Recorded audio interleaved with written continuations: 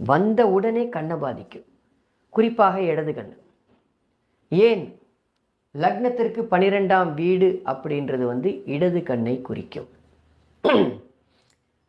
2ஆம் வீடு வலது கண்ணு, 12ஆம் வீடு இடது கண்ணு. இந்த குருவே காலபுருஷன்னு சொல்கிற 1ஆம் வீட்டுக்கும் 12ஆம் அதிபதி ஆறார். இங்கே பாருங்கள், காலபுருஷனுக்கு 1ஆம் வீடு இது மேஷம், அந்த வீட்டுக்கே இவர் 12ஆம் அதிபதியாக ஆவார்.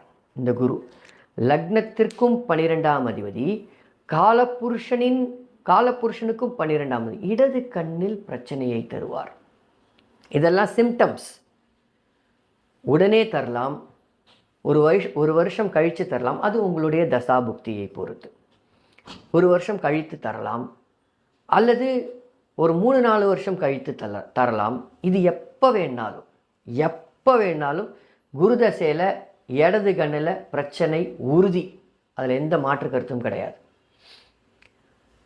தசை வந்த உடனேயே அதுக்குண்டான அமைப்பு கொடுப்பார். சரி, இதில் இருக்கிறதுலே மிகப்பெரிய விஷயங்கள் என்னென்னா, லக்னத்துக்கு மட்டும் வச்சு பார்க்கக்கூடாது, ராசிக்கும் சேர்த்து தான் பார்க்கணும் அப்படின்றது. ஓகே, ஸோ அதையும் கணக்கில் வைத்து கொள்ளுங்கள்.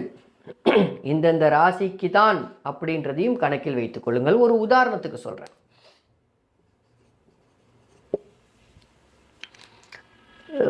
சித்திரை நட்சத்திரம் 3ஆம் பாதத்தில் பிறந்திருக்காருன்னு வச்சுப்போம். ஒரு உதாரணம், சித்திரை நட்சத்திரம் 3ஆம் பாதம் கரெக்டாக தொக்கா குருதசை வருமா? நல்லா பாருங்கள், ராசிக்கு 2ஆம் வீட்டையும் ராசிக்கு 12ஆம் வீட்டையுமே இந்த குரு பார்ப்பார்.